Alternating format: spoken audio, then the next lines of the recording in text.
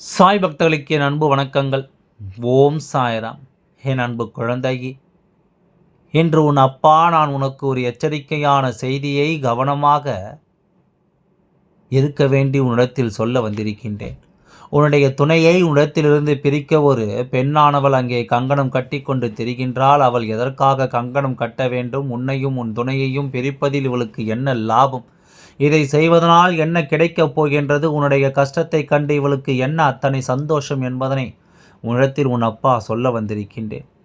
வாழ்க்கை துணை என்பது ஒவ்வொருவருக்கொருவர் அத்தனை அன்போடும் அந்யோன்யத்தோடும் புரிந்து வாழ்க்கை நடத்துகின்றவர்கள். இவர்களுக்கு இடையில் ஒரு பிரிவை ஏற்படுத்தவும் இவர்களை வாழவிடக்கூடாது என்று ஒருவர் நினைக்கிறார் என்றால் அதை விட கெட்ட எண்ணம் வேறு எதுவும் இருக்க முடியாது. இப்படி ஒரு விஷயத்தை அவ்வளவு எளிதாக யாரும் செய்துவிட மாட்டார்கள். அதனால் இந்த பெண் அதை செய்ய துணிகிறார்கள் என்றால் நிச்சயமாக உடனடியாக இதை என்னவென்று நீ தெரிந்து கொள்ள வேண்டும். உன்னுடைய வாழ்க்கையை நீ காப்பாற்றிக் கொள்ள வேண்டும். மேலும் மேலும் நாம் இதனை வளர்த்து கொண்டே சென்றோமானால், இவர்களை கண்டும் காணாமல் விட்டுவிட்டோமானால், நாளை இவர்கள் உன் வாழ்க்கையை முழுமையாகவே அழித்து விடுவார்கள். உன்னுடைய துணையை உனக்கு எதிராக இவர்கள் திருப்பி விடுவார்கள். ஏற்கனவே உனக்கும் உன் துணைக்கும் இடையில் இருக்கின்ற ஒற்றுமையை கண்டும் நீங்கள் சந்தோஷமாக வெளியில் சுற்றி வருவதைக் கண்டும் இங்கே பல கண் திருஷ்டிகள் விழுந்திருக்கின்றது.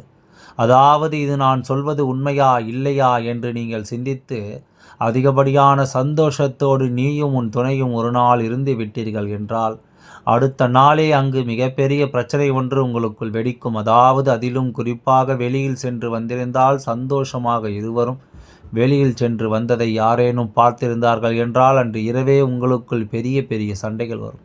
2 பேரும் பிரிந்து விடுகின்ற அளவிற்கு பிரச்சனைகள் நடக்கும். இதற்கெல்லாம் என்ன காரணம்? நீ சந்தோஷமாக இருந்ததை பார்த்தவர்களின் கண்கள் அத்தனை பொல்லாத கண்கள்.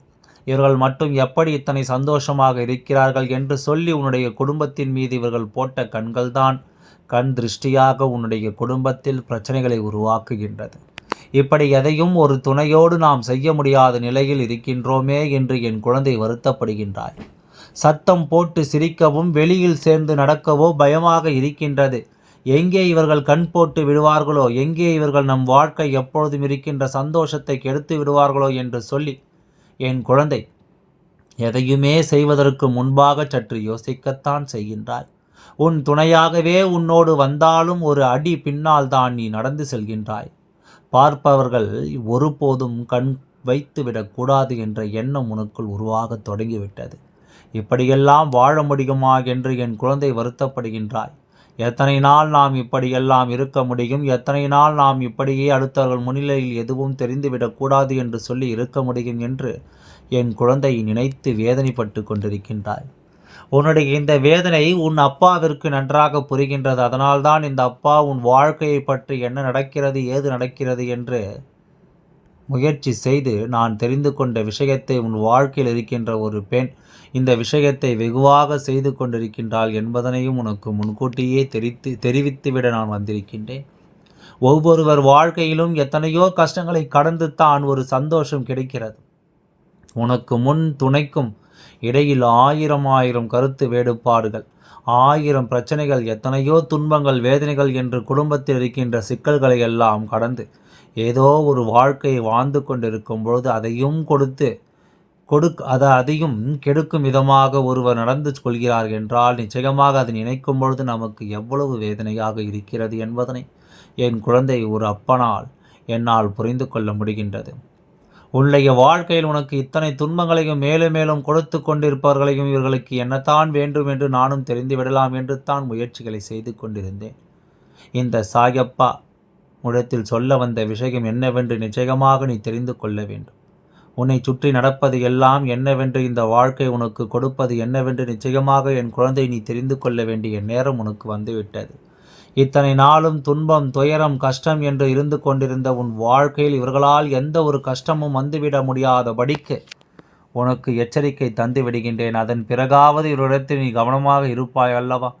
யாரிடத்தில் எப்படி நடந்து கொள்ள வேண்டும் என்று தெரிந்து அதற்கு ஏற்றாறு போல நீயும் நடந்து கொள்வாய் அல்லவா? இதுவெல்லாம் வெளியிலிருந்து யாராவது செய்வார்கள் என்று நினைக்கின்றாயா? நிச்சயமாக கிடையாது. எல்லாம் உன்னோடு இருக்கின்ற ஒருவர்தான். இவர்களின் எண்ணங்கள் எதனால் இப்படி மாறியது என்று உன் அப்பா உனக்கே அத்தனை ஆச்சரியமாக இருக்கின்றது. இவர்களுக்கு என்னவோ தன்னுடைய குழந்தைகளின் மீது அதிக பாசம் என்று நினைக்கின்றார்கள். ஆனால் அவர்களின் துணையிடம் அவர்களை பிரிப்பதனால் அவர்கள் வாழ்க்கையைத்தான் நாம் நாசமாக்குகிறோம் என்பது அவர்களுக்கு புரியவில்லை. என் அன்பு குழந்தையே, அப்படியானால் உன் அப்பா சொல்வது உனக்கு புரிந்துவிட்டதா? உன்னுடைய துணை உன்னிடத்திலிருந்து பிரிக்க நினைப்பது அவர்களினுடைய தாயார், அதாவது உன்னுடைய துணையினுடைய அம்மாதான் இதை செய்து கொண்டிருக்கின்றார்கள். எல்லோருக்கும் இந்த சாயப்பாவின் வாக்கு பொருந்தாது என்பதனை புரிந்து கொள்ள வேண்டும் என்றிருக்கின்ற சூழ்நிலையில் என்னுடைய குழந்தைகளில் 100க்கு 70% குழந்தைகள் வாழ்க்கை இப்பொழுது இப்படித்தான் இருந்து கொண்டிருக்கின்றது. ஏகப்பட்ட போட்டிகளும் பொறாமைகளும். ஒரு குடும்பம் என்பது வாழ்க்கை துணை இருவரும் ஒன்று சேர்ந்து ஒற்றுமையாக இருந்து நடத்துவது என்பதனை இவர்களுக்கு புரியவில்லை. அவர்களுக்கு அவரவர்கள் பிள்ளைகளின் மீது அதிகப்படியான நாட்டம் இருக்கின்றது. தன்னுடைய குழந்தை தன்னிடம் மட்டும்தான் நல்லபடியாக இருக்க வேண்டும் என்கின்ற ஒரு எண்ணம். இதுவெல்லாம் இன்று இருக்கின்ற சூழ்நிலைகளில் சரிப்பட்டு வராது. இது அவர்களுக்கு புரியவில்லை. அவ்வளவு எளிதாக அவர்களால் அதை ஏற்றுக்கொள்ளவும் முடியவில்லை. எப்பொழுதுமே நம்மிடத்தில் எப்படி இருப்பார்களோ அப்படித்தான் காலம் முழுவதும் இருக்க வேண்டும் என்று நினைப்பதும், தன்னுடைய இல்லத்திற்கு வருகின்ற புதிய உறவை ஏற்றுக்கொள்ள மனம் மறுப்பதும் இப்போது இவர்களின் எண்ணமாக இருக்கின்றது. எல்லோரும் இது போன்று இல்லை. ஒரு சிலர் தன்னுடைய குடும்பத்திற்கு வருகின்ற மருமகளையும் மருமகனையும் தன்னுடைய குழந்தைகளாகவே நினைக்கின்றார்கள். அங்கே எல்லாம் பிரச்சனைகள் இருப்பதில்லை. யார் ஒருவர் அடுத்தவர் இல்லத்திலிருந்து வருகின்றவர்களை அடுத்தவர்களாகவே பார்க்கின்றார்களோ அங்குத்தான் பிரச்சனைகள் அதிகமாக இருக்கின்றது என்பதனை உண்மை. இதை எல்லாம் உணர்ந்து இந்த வாழ்க்கை உனக்கு என்ன தருகிறது என்பதனை புரிந்து உன்னை சுற்றி நடக்கின்ற விஷயங்களை பற்றி சற்று கவனித்து பார்த்தாயானால் இந்த பெண்ணினுடைய மனதில் இருக்கின்ற விஷயங்கள் எல்லாம் நிச்சயமாக தெரிந்துவிடும்.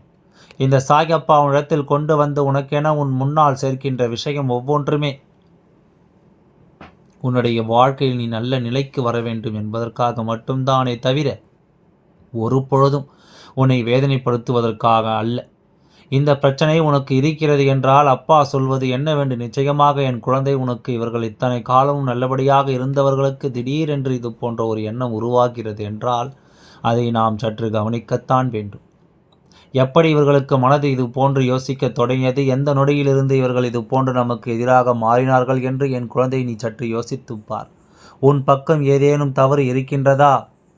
நீ ஏதாவது தவறான விஷயங்கள் இவர்கள் மனது புண்படும்படி நடந்து கொண்டாயா என்று யோசித்து, எதற்காக சாயப்பா சொல்கின்றேன், தைரியமாக ஒருவேளை உன் பக்கம் தவறு இருந்து ஒருவேளை நீ செய்தது ஏதாவது தவறான விஷயத்தினால் மட்டும்தான் இவர்கள் இப்படி மாறிவிட்டார்கள் என்றானால் நிச்சயமாக என் குழந்தை, இந்த வாழ்க்கையில் நீயும் ஒரு தவறை செய்திருப்பாக மாறிவிடும் அல்லவா?